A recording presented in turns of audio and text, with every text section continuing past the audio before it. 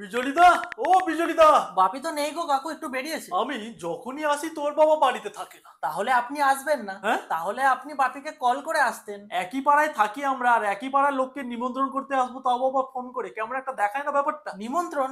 আবার কিসের নিমন্ত্রণ কাকু? এই তো এক সপ্তাহ আগে আপনার বাড়ির কালী পুজোর নিমন্ত্রণ খেয়ে এলাম, আবার কিসের পুজো কাকু? পুজো নয় রে বাবা, বিয়ে। বিয়ের নিমন্ত্রণ করতে এলাম। বিয়ে?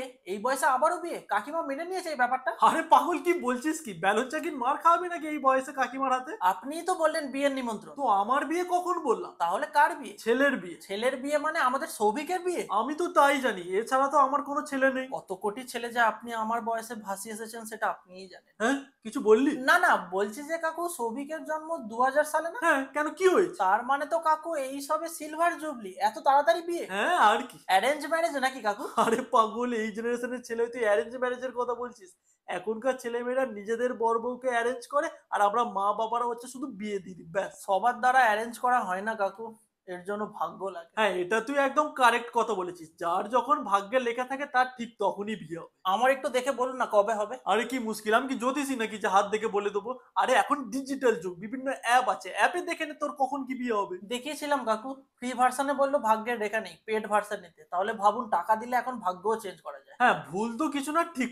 আর হ্যাঁ, এখন তো সবকিছুতেই টাকা লাগে, টাকা দিলেই এম কে ডাব্লু করে দেওয়া যায়। যাই হোক, ছাড়, বাদ দে। তোর বাবা কখন আসবে বলতো? সেটা তো বলতে পারবো না কাকু, তবে আপনি চাইলে আমার বিয়ের কথা বাপিকে একটু বলতে পারেন। কোথাও সেটিং করা আছে নাকি? সেটিং করা থাকলে কাকু এখন আমি আপনার বাড়িতে গিয়ে বাপির সাথে কার্ড নিয়ে সেটিং হয়ে থাকতাম। আচ্ছা আচ্ছা, বুঝতে পেরেছি। তবে মন খারাপ করিস না, মর্নিং ওয়াকে যা। মর্নিং ওয়াকের সাথে বিয়ের কি সম্পর্ক কাকু? আরে বাবা, তুই বুঝতে পারছিস না, মর্নিং ওয়াকে গিয়েও এখন পাত্রী পেয়ে যাচ্ছে। ওই ভাগ্যও নেই কাকু। সবসময় দিস না ভাগ্যকে দোষ, sometime take inspiration from Joseph Ghosh. আরে কি খবর গো পালদা, কখন এলে? এই যে, আরে আমি তো এসেছি অনেকক্ষণ, তোমারই তো পাত্তা নেই। আমি যখনই আসি তুমি কোথাও না কোথাও বেরিয়ে যাও। হ্যাঁ, আমি তো কোথাও যাইনি, আমি তো ছাদে ছিলাম। আই দেখ, কিন্তু তোমার ছেলে তো বললো তুমি নাকি বেরিয়েছো। হ্যাঁ, তুমি তো বললে বেরোচ্ছ, কখন এলে আবার তুমি? যখন তুই কানে গুজে বসেছিলি তখন। এই শোন, আমি এই সবে এলাম, আমি একটু ছাদে যাচ্ছি, কেউ এলে আমাকে ডাকবি, ঠিক আছে?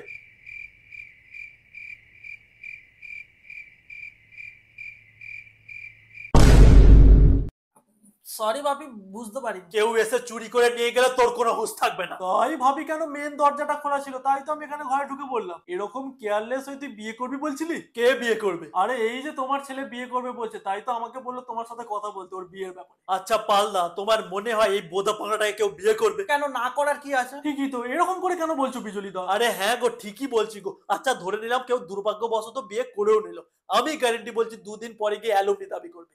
ওর দুটো কিডনি বিক্রি করেও সেটা দিতে পারবো না। তো ওর থেকে ভালো যেমন পাঁটা আছে তো পাঁটাই থাক না। আরে বিজলিদা, তুমি না সত্যি পারো বটে। তাহলে কি বলছো তোমার ছেলের বিয়ে আমি খাবো না? খাবো না আমি তোমার ছেলের বিয়ে? এই জন্মে তো না, তবে হ্যাঁ বিয়ের মহাভোজ থালি খাওয়াতে পারি। তো চলো, যাবে নাকি বাঙালি রেস্টুরেন্টে? কেননা ওর মা তো নেই, ওর মা গেছে বাপের বাড়ি। তো চলো যাওয়া যাক। হ্যাঁ চলো, যাওয়াই যাক। আর হ্যাঁ, আমার ছেলের বিয়ে কিন্তু সামনে, তোমাকে কিন্তু সকাল থেকে থাকতেই হবে, একদম ভুল করলে চলবে না। আরে হ্যাঁ হ্যাঁ, একদম ওই নিয়ে ভেবো না তুমি।